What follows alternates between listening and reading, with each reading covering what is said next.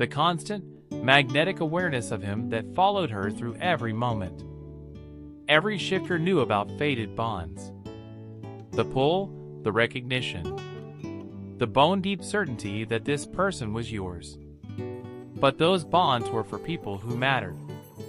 People with names and bloodlines and rank. Not for foundlings. Not for women like her. Nameless, rankless, invisible. Which was why her growing need to be near the king. To smell him. To touch him. Couldn't possibly be that. It couldn't. And yet, her wolf, quiet her entire life, was suddenly restless. That was her. That night, as they settled into his bed, which still felt surreal, Leander asked, "Are you all right?" "Yes." Rowan glanced at him, startled. "Why?" He hesitated. "You're not usually so quiet." Silence stretched between them. "You tend to talk a lot," Leander added. "An excessive amount, in fact." Rowan's stomach sank. "Oh," she muttered, embarrassed. "Well, I'm sorry." "No, that's not what I—" He cleared his throat. And even in the dim firelight, she could see the flesh creeping up his neck. "I like it," he confessed. Their eyes met. She felt very exposed. He smelled very, very good, and her mouth went dry. "Good night," he said, his voice rough. "Yes, thank you," she replied automatically. He frowned. "What? What?" "I mean, thanks you too." He hesitated, then reached for her hand. "No," he said, and his voice had dropped to something softer. Thank you had never sounded so grateful, so genuine. Rowan's heart did something complicated. In her chest, she had trouble falling asleep when she opened her eyes. There was fog all around her, thick and gray, and utterly still. The air smelled of damp stone and ash, familiar in a way that made her stomach drop. Rowan walked forward, her bare feet silent on ground she couldn't see. The silence pressed in from all sides, suffocating. Wrong. Then she saw him. Leander stood ahead of her, unmoving, staring at something. She followed his gaze and froze. A lake or a pond. Black water, smooth as glass, stretching out into the fog, and in it something was moving. She squinted and gasped. It was a wolf sinking into the dark water, struggling its movements, growing weaker. Not just 1, 2, 3 more. Rowan's breath caught in her throat. She looked at Leander, then back at the wolves drowning in the black water. "We should go," she said, reaching for his arm. He didn't respond. One of the wolves shifted, the terrible, agonizing formation from beast to human, and a hand broke the surface, reached toward the king. "Please," the voice said, distorted and desperate. Shocked, Rowan grabbed Leander's hand and pulled. She woke, gasping, wrenching upright in the dark. Her heart slammed against her ribs. Sweat cooled on her skin. She was back in the king's chambers, and beside her Leander was awake. He was sitting up, looking at her, and there was something in his expression, something sad and resigned, that made her chest tighten. "Bad dream?" he asked quietly. Rowan pushed her hair from her face. Fog, black water, trees that were wrong, something in the dark. She swallowed hard. "Did you see it too?"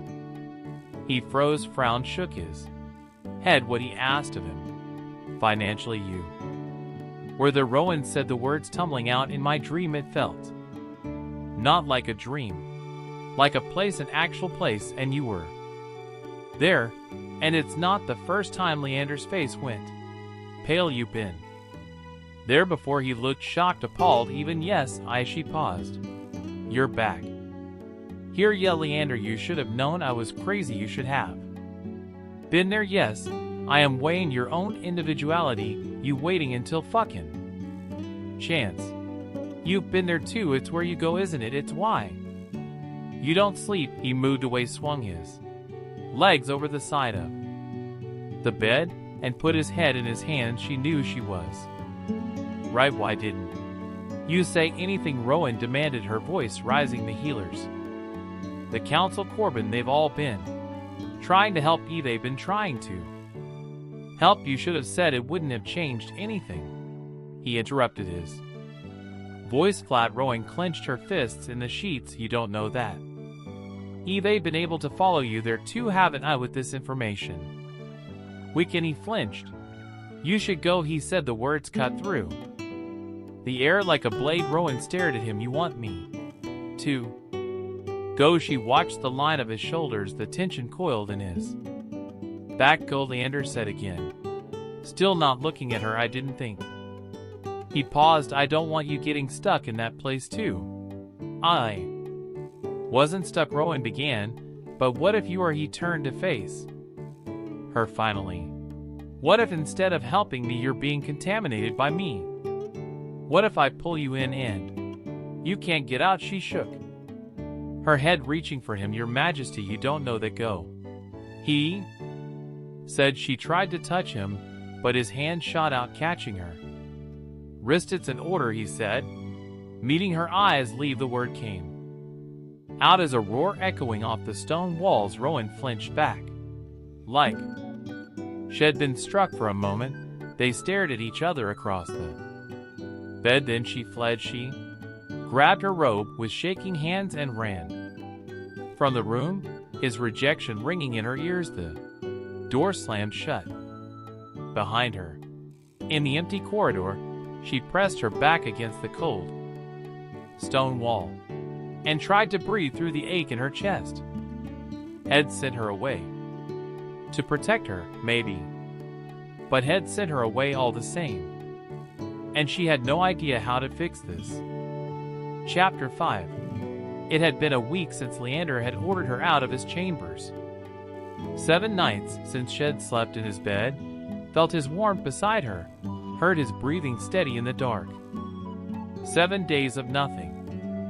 She hadn't been let inside his rooms again. Hadn't seen him anywhere either. It was like Head vanished entirely, and the palace felt colder for his absence.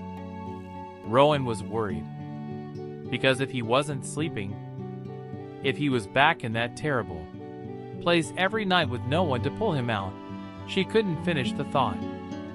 Rowan found Silvara in the infirmary's back room, grinding dried valerian root with practiced efficiency.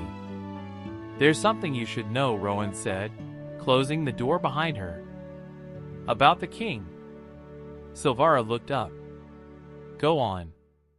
He goes somewhere at night. A place, Rowan said, the words tumbling out. A strange, foggy place. I've been there too. Twice now. The air smells like damp stone and there's this oppressive silence, and the fog swallows everything. She took a breath. It feels like death, Silvara. That place feels like death. Silvara was quiet for a long moment. It sounds like a curse, mostly, she decided.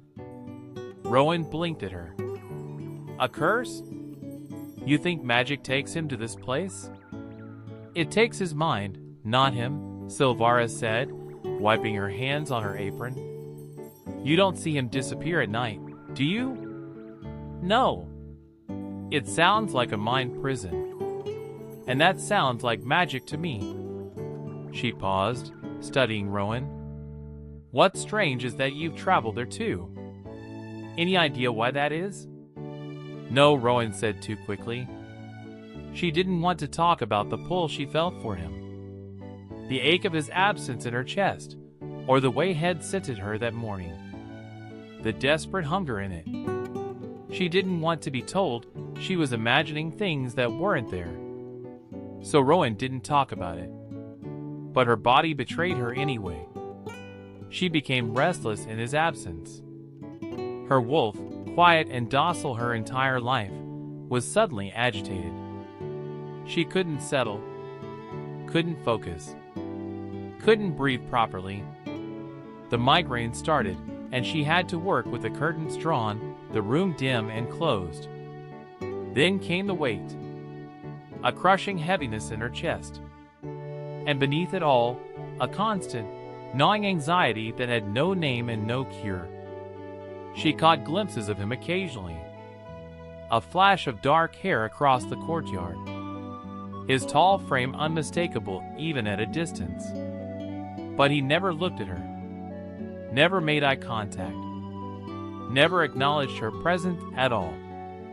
And so the ache got worse. By the 7th day, she could barely stand upright. Counselor Brannon sent for her that afternoon. She was in a state of shock. She was in a state of shock. She was in a state of shock. His knee again, swelling and painful. Rowan gathered the necessary supplies. Each movement took more effort than it should. The corridor seemed to stretch longer than usual as she made her way to the council chambers. The door was open. She could hear voices inside. Brannon's gravelly tone complaining, Corbin's measured responses, and beneath it all, a voice that made her heart lurch with desperate relief. Leander. Rowan paused in the doorway. He was there, at the head of the long table, surrounded by maps and correspondence. She took a breath and stepped inside. "Your medicine, counselor," she said. She crossed toward Brannon, acutely aware of Leander's presence to her left. She glanced at him as she passed. He didn't look up. His gaze stayed fixed on the document in front of him. His jaw tight, his posture rigid, like she wasn't there at all. The ache in her chest intensified. Rowan reached Brannon's side and set down her supplies on the table with a soft clink of glass against wood. Her hands trembled slightly as she prepared the compress. She could feel Leander across the room, could sense every breath he took, but he wouldn't look at her. She tried again, lifting her gaze as she worked, willing him to meet her eyes. Nothing. He turned a page. The weight in her chest grew heavier. Her vision swam slightly at the edges. Gray creeping in the room felt too warm, suddenly the air too thick. "Counselor, if you'll just..." She started reaching for his knee. The world tilted. It happened fast. Her vision went white at the edges, then gray, then black. She heard the tincture bottle hit the floor. She heard her name. Rowan. Sharp and alarmed and utterly devastated, in a voice she would know anywhere. Then she was falling, and the world was disappearing, and strong arms caught her. Before she hit the ground, she felt herself being pulled against. A solid chest felt hands. Cradling her head, felt the frantic thunder of a heartbeat beneath her ear. She woke to the smell of dried herbs and linen. The infirmary. She was in the infirmary. Rowan blinked, trying to orient herself, and froze. Leander sat beside her bed, his head in his hands. When he heard her stir, he looked up, and the relief that flooded his face was so profound it stole her breath. "You're awake," he said, his hands hovering like he wanted to touch her, but didn't dare. Rowan stared at him, confusion and surprise warring in her chest. "Your Majesty?" He was on his feet, immediately leaning over her. "What's wrong? Have you not been eating? Are you ill?" His gray eyes swept over her face, searching. Then he turned to glare at Silvara, who stood near the doorway. The head healer wouldn't say anything. He said tersely, "Doctor-patient confidentiality." Silvara confirmed. Leander's growl was low and dangerous. "I deserve to know what's wrong with my..." He stopped himself, his jaw clenching. With Rowan he turned back to her. "Have you woken up there again in the Hollow Inn?" "The what?" Rowan blinked. "It's what I call the place." Leander started. "The foggy place." Rowan frowned. "Well, I suppose the Hollow sounds better." Leander snorted, but he still looked worried. Have you woken up there? He insisted. Silvara looked curious too, her sharp gaze fixed on Rowan's face. Rowan didn't want to lie, but he wouldn't tell her anything, wouldn't let them help. Had been keeping this secret, and look where it had gotten him. Her. Passed out on a council room floor, him looking like he hadn't slept in days. It wasn't nice to lie, but I mean maybe, she said, adding the saddest pout she could manage. I'm not sure it's all a. Blur. Leander's face fell while behind them Silvara, who wasn't buying it, mouthed, sneaky to Rowan. I knew it. The king said this is all my fault. Silvara jumped in smoothly.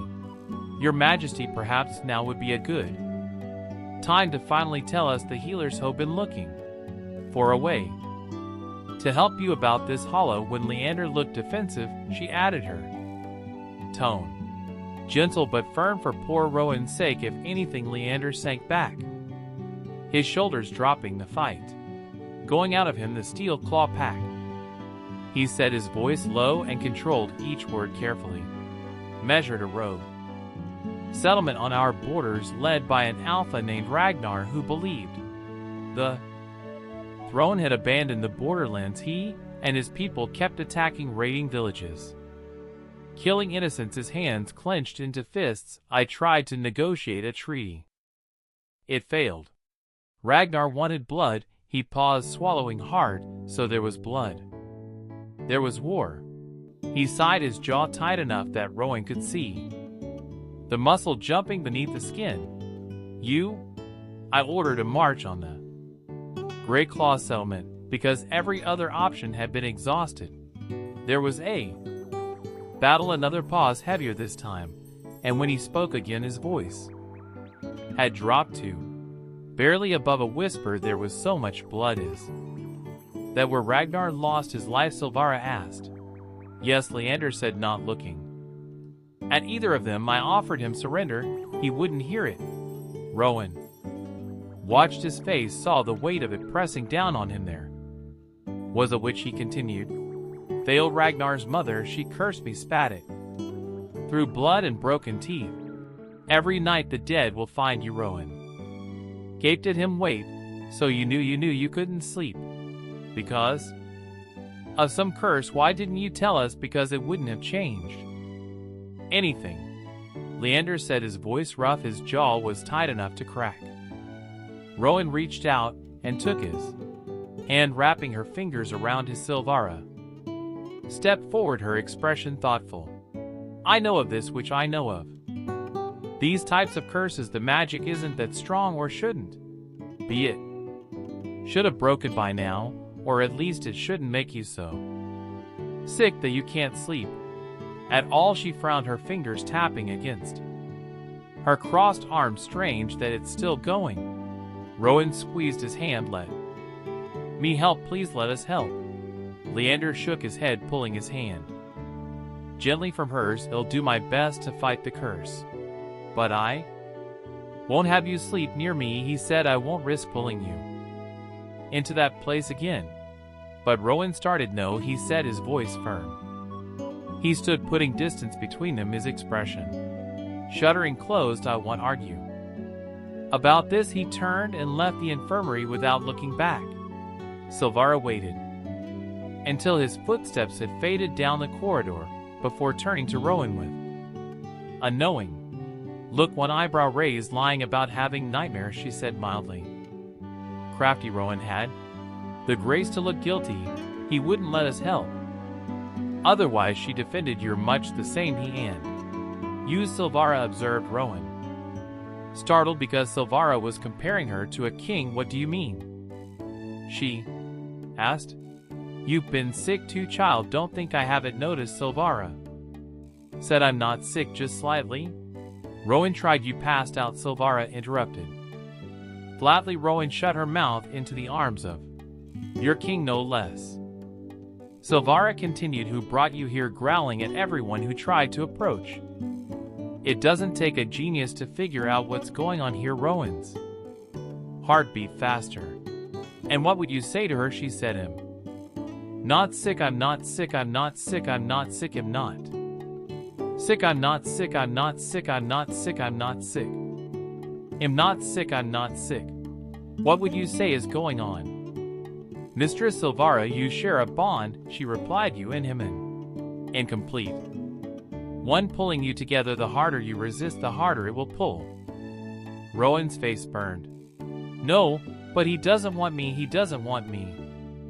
Sleeping beside him, she protested. Silvara rolled her eyes and leaned back in the chair because he seeks to protect you from his curse. Mindlessly might. I add the bond is forming whether either of you accepts it or not. But if his curse isn't stopped, hell die. She paused, letting the words sink in. And because of the growing bond you share with him, you'll die too. Rowan stared at her. Chapter 6. Rowan shook her head. We don't share a bond, that's not possible. Silvara gave her a look that said she wasn't fooling anyone. Don't lie to me, child. If this goes on, you will definitely not survive his death. But you can still save yourself. Rowan's breath caught. Save myself, Silvara sighed. Kid, ever since you were dropped on the castle steps as a babe, you've been doing all you can not to take up room, not to cause trouble. Rowan swallowed hard around the lump forming in her throat because that felt true in a way that hurt worse. Silvara continued.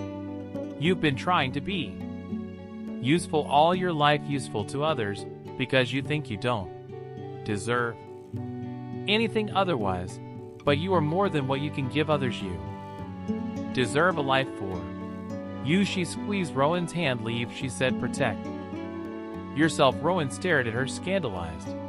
I won't abandon his majesty. If we do share a bond, then me leaving would hurt him on top of his curse.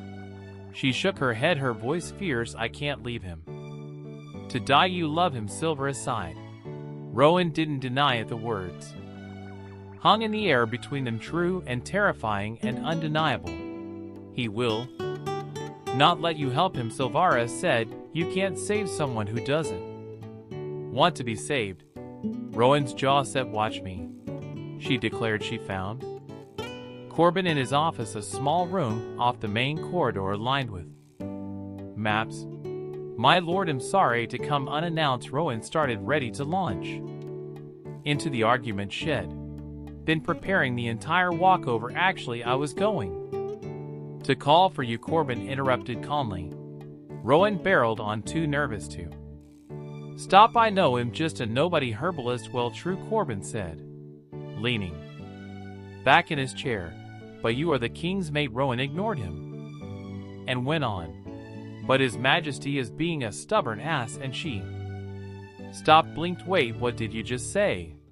You the king's mate? You two share a bond, Corbin said matter-of-factly. It's probably why you've been able to help him. Rowan felt exposed, laid bare, but also strangely almost unmoved. Touched that head, noticed that he acknowledged it. Go on, Corbin prompted, gesturing for her to continue. Right, Rowan cleared her throat. Do you think the king knows about the bond? Knowing him, he'll probably try to ignore it for your sake, Corbin said, his tone dry. Sounds about right. Rowan muttered under her breath. Corbin's mouth twitched. You want my help reaching him? Yes, please. This time Corbin did smile, small but genuine. All right, but then it's up to you to convince him to let you stay. Later that night, a guard escorted her through the dark corridors.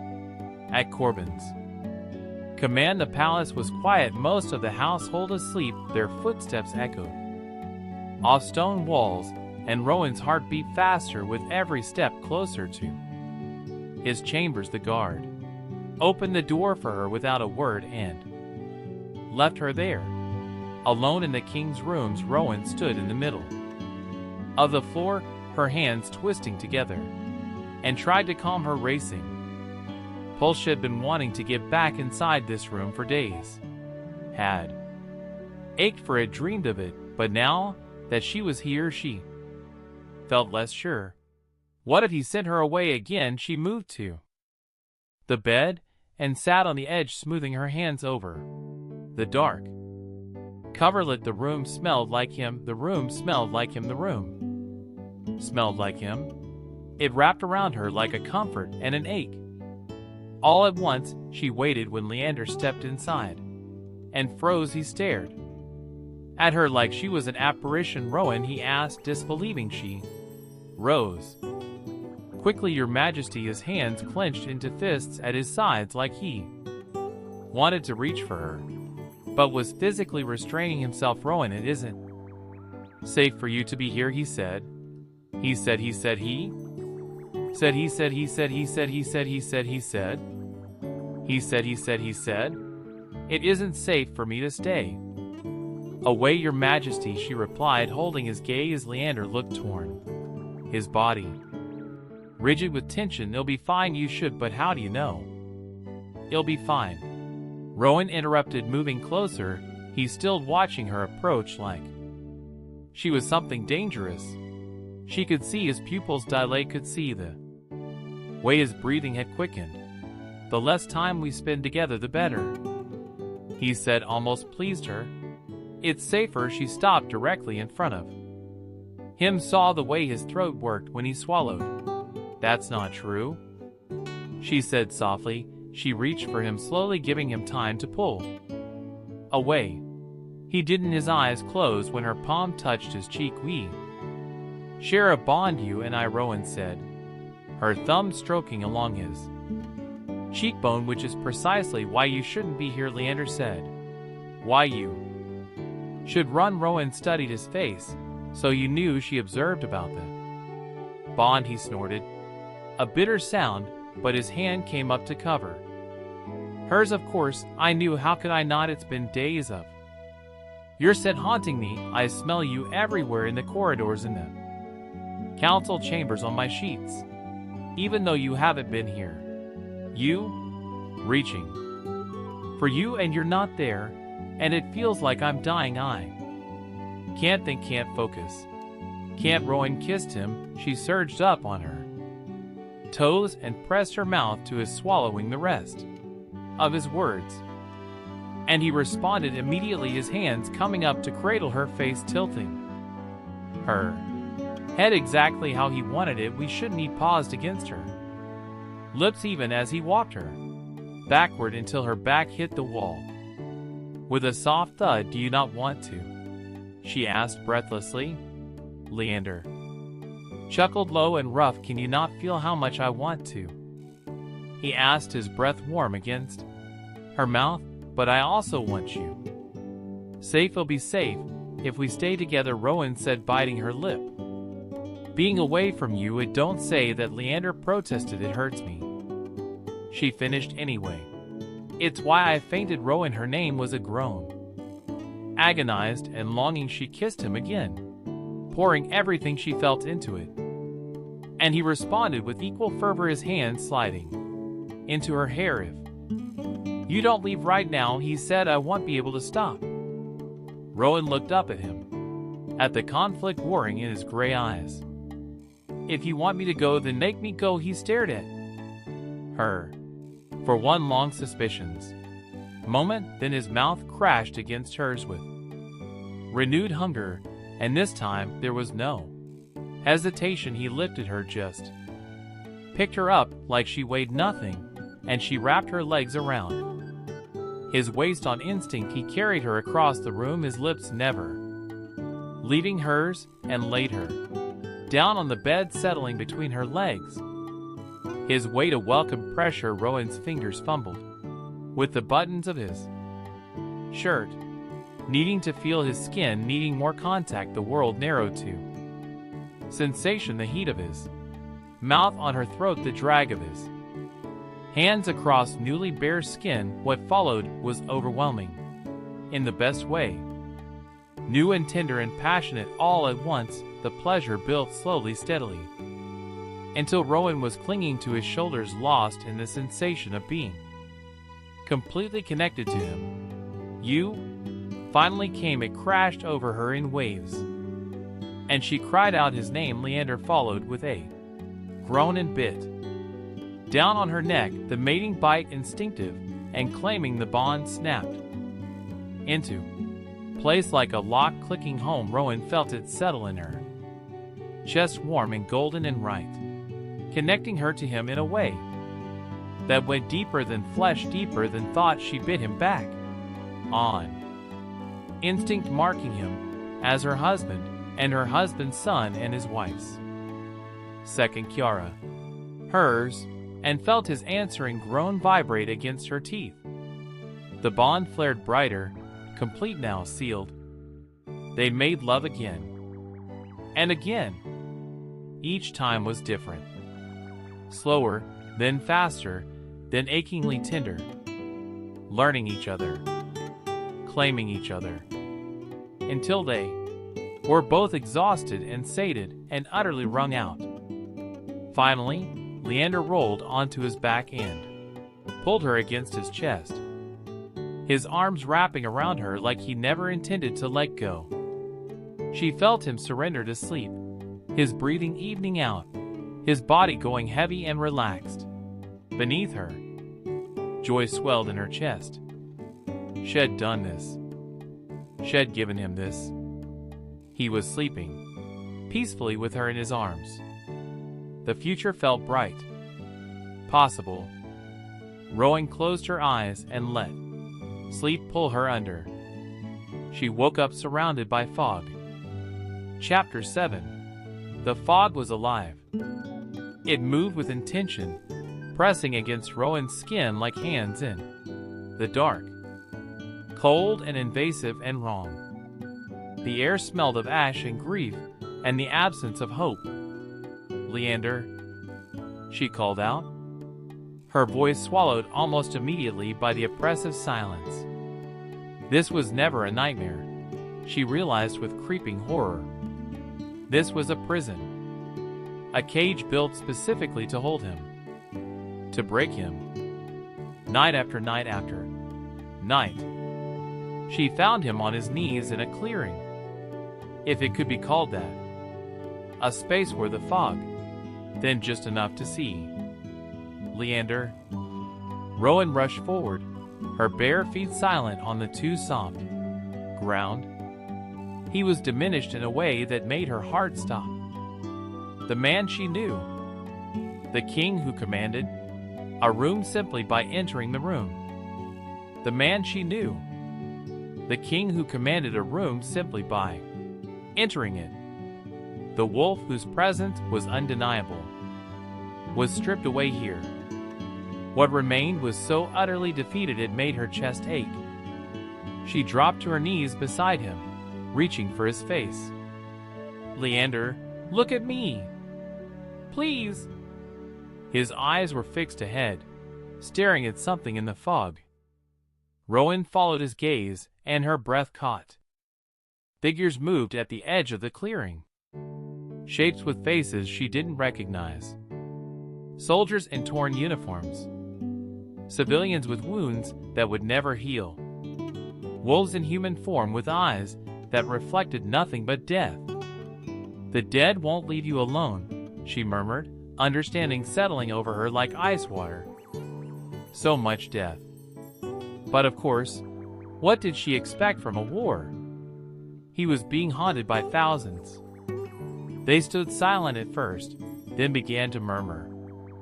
Their voices overlapped, creating a terrible chorus of accusation and sorrow that echoed through the fog.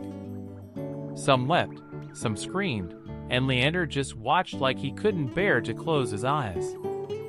"Come," Rowan said, pulling at his hand. "We have to get out of here." He didn't move.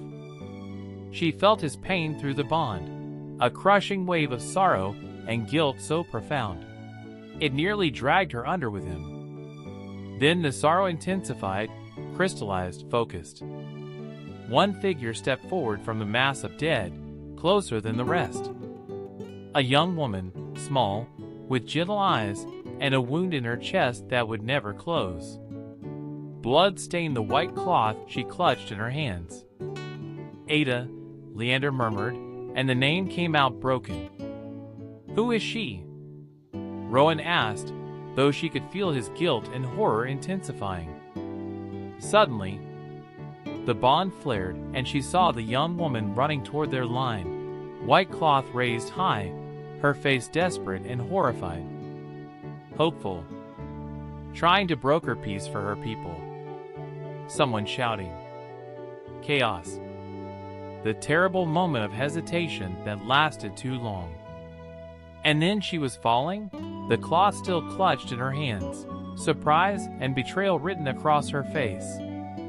Leander holding her body afterward, horror seizing him as he realized what had happened, what had failed to prevent. "I'm sorry," Leander said to the woman. She represented all the innocent lives lost, Rowan understood. Every civilian casualty, every unavoidable tragedy. They all wore her face in his mind. "Your Majesty, these are the casualties of war," someone had told him in that memory. An advisor, perhaps, trying to offer cold comfort. "She was a person," Leander had roared in reply. Rowan's eyes filled with tears. "She was a person," Leander had roared in reply, as she realized the full extent of what the curse did to him. It fed his sorrow. Worse, it fed his guilt. Took the wound that wouldn't heal and poured poison into it every single night. The ghost, Ada, spoke. Her voice was soft, patient, almost kind, which made it so much worse. "You could have stopped it," she murmured to Leander. "You should have seen me. A better king would have. This blood is on your hands." "No, it wasn't your fault," Rowan interrupted, shaking Leander's arm. "You went to war to protect your people.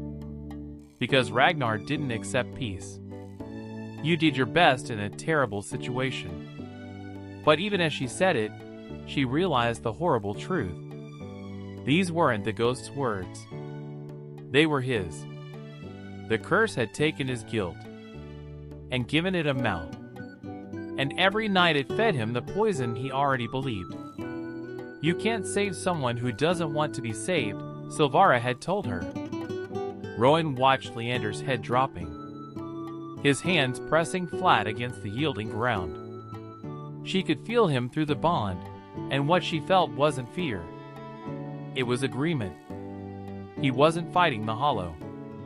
He was agreeing with it. "You think you deserve this," she whispered. Rowan was horrified. "That's why the curse is growing. That's why you want fight it. Because you think you deserve it." He did. She felt it now, clear and undeniable through their bond. He believed Ada's death, all their deaths, was a debt he hadn't finished paying. Rowan didn't know what to do. She knelt beside him in the soft, wrong ground. "What happened to them? To you?" "It was awful," Rowan murmured, her voice thick with tears. "It was awful, and you can't just forget." "I get that.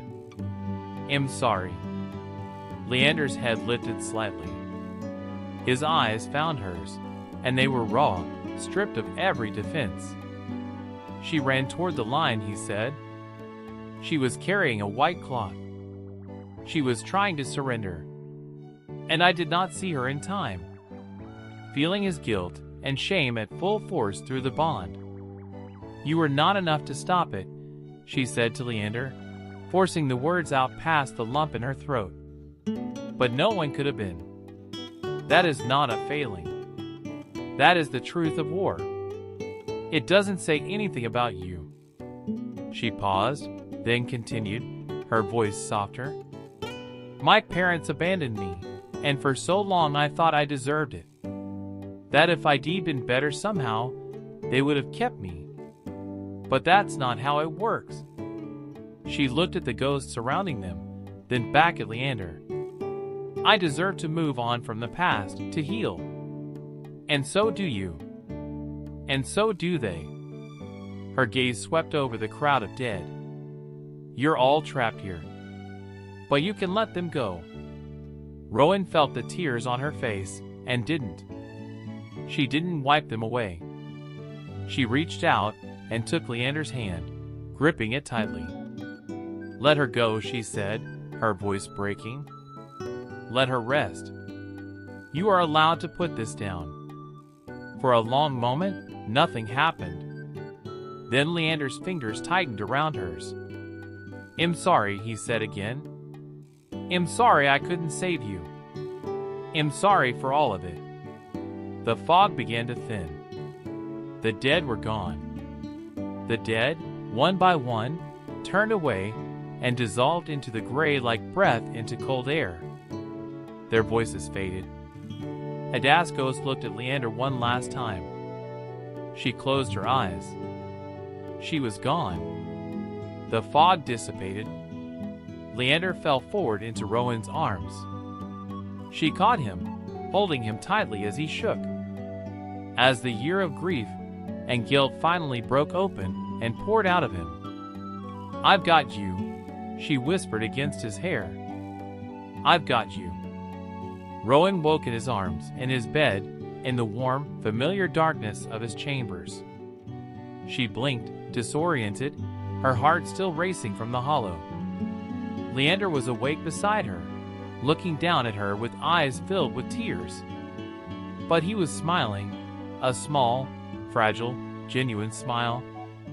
He cupped her cheek, his thumb brushing away the tears on her face that she hadn't realized were there. "Thank you," he whispered. Rowan smiled back, fresh tears spilling over. They held each other in the dark, the bond humming warmly between them. Epilogue.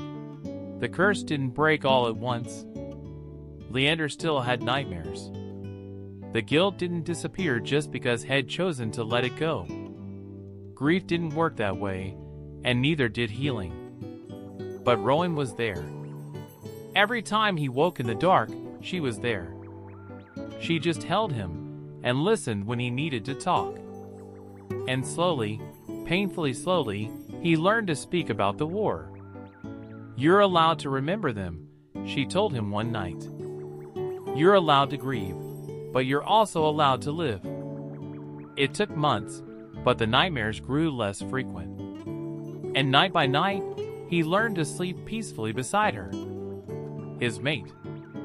Their mating was wonderful, even if the court's reaction was complicated. A foundling herbalist as the Alpha King's mate was not what anyone had envisioned. The whispers followed Rowan everywhere. She felt the weight of every gaze when they announced the bond officially. Felt it even more acutely on their wedding day when she stood before the entire court in borrowed finery and promised herself to a king. But Leander's hand had been steady in hers. His voice had been sure when he spoke his vows. "They'll get used to it," had murmured against her temple afterward, holding her close in the privacy of their chambers.